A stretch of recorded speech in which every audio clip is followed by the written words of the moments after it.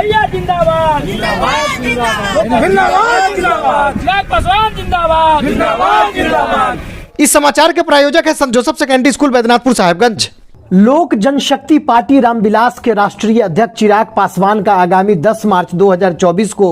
साहेबगंज नगर परिषद स्थित उच्चतर माध्यमिक विद्यालय साहेबगंज रामपुर विद्यालय के मैदान में जन आशीर्वाद महासभा का आयोजन होना सुनिश्चित हुआ है, जिसको लेकर लोजपा के प्रदेश उपाध्यक्ष सह पूर्व प्रत्याशी महुआ विधानसभा के संजय सिंह साहेबगंज नगर परिषद समेत प्रखंड के विभिन्न पंचायतों में बैठक कर लोगों से सीधा जनसंवाद स्थापित कर आगामी 10 मार्च को होने वाले कार्यक्रम को लेकर लोगों को आमंत्रण पत्र दिया।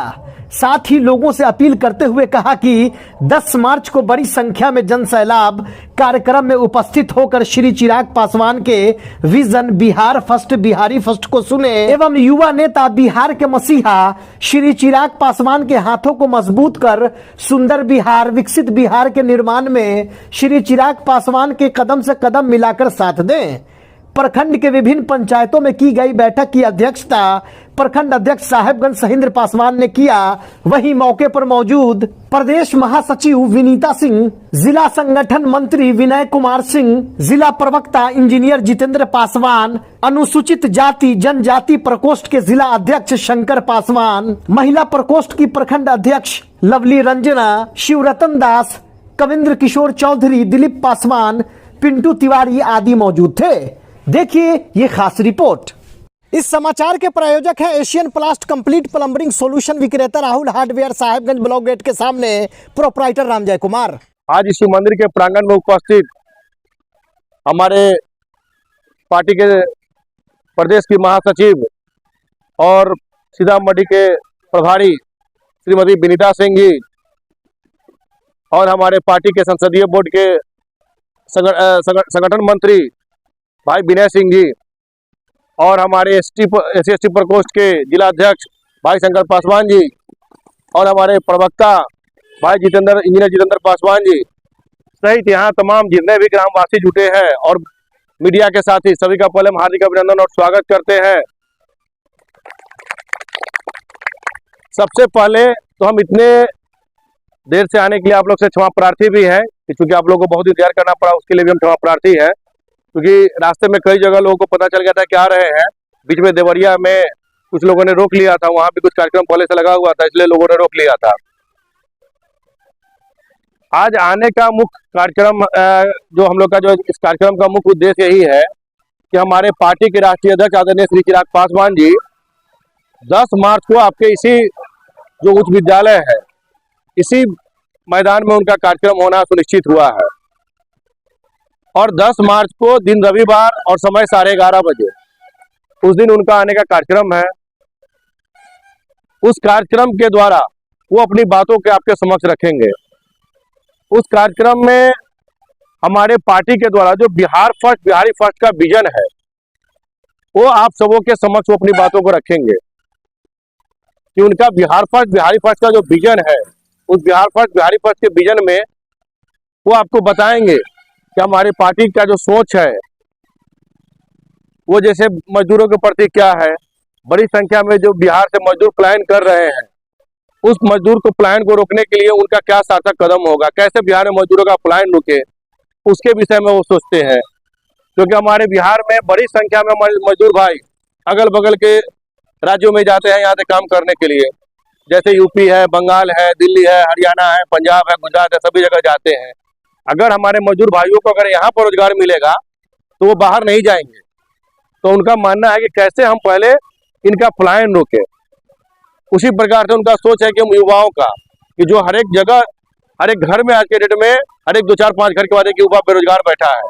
उस युवा को कैसे रोजगार मिले, उनका प्राथमिकता इस पे है कि कैसे हम युवाओं को रोजगार दें। उनकी सोच है कि जो बड़ी संख्या में हमारी महिलाएं जो अपने घर में रहती हैं उनको कैसे उनके पंचायत में, उनके प्रखंड में, उनके जिला में उनको कुटीर उद्योग के तहत उनको स्वरोजगार उपलब्ध हो, उसके विषय में उनका सोच रखते हैं कि छोटे छोटे कुटीर उद्योग लगेंगे तो महिलाओं को बाहर नहीं जाकर काम करना पड़ेगा, उनको अपने पंचायत और अपने प्रखंड में काम करना पड़ेगा। उसी प्रकार से हमारे मजदूर भाई को अपने परिवार के साथ रह के अपने घर में काम करने का मौका मिलेगा। तो इस सब के बावजूद बहुत सारी ऐसी बातें हैं जो आप सबों के बीच वो रखने के लिए आएंगे।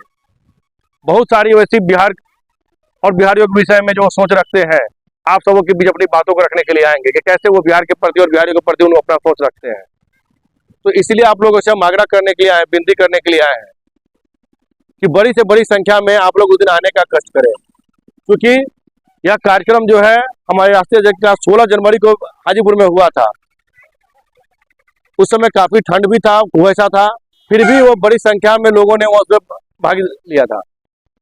और अब तो मौसम भी अच्छा है, तो आप लोग से आग्रह करने के लिए आए हैं कि सब दिन तो आप अपने लिए काम करते ही हैं, एक दिन अपने नेता के लिए आप अगर आते हैं तो निश्चित रूप से उनके हाथ को आप मजबूत करेंगे,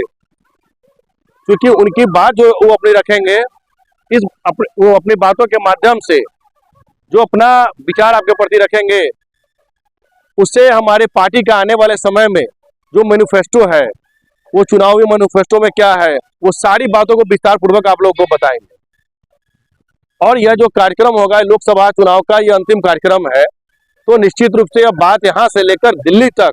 इस कार्यक्रम की चर्चा होगी, क्योंकि अभी सीटों का बंटवारा होना है, गठबंधन का सब जगह तय होना है। तो इसमें जितनी बड़ी संख्या में लोग आएंगे, उतनी बड़ी मैसेज यहाँ से लेकर दिल्ली तक जाएगा।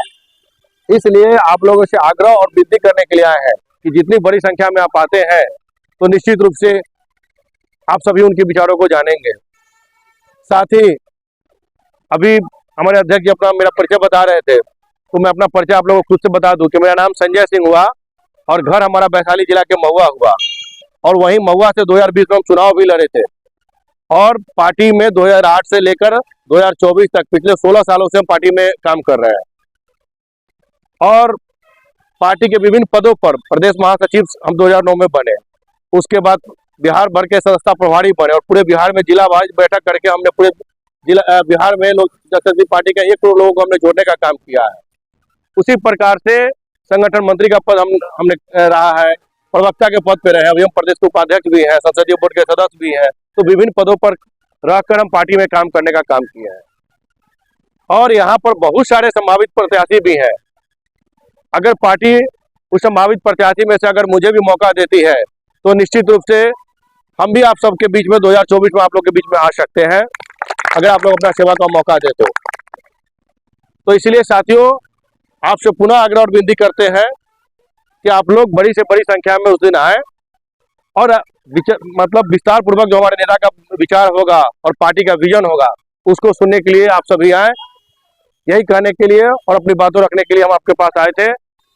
इसी के साथ मैं अपनी वाणी को समाप्त करता हूँ। जय हिंद, जय भारत, जय जय लोक जनशक्ति पार्टी।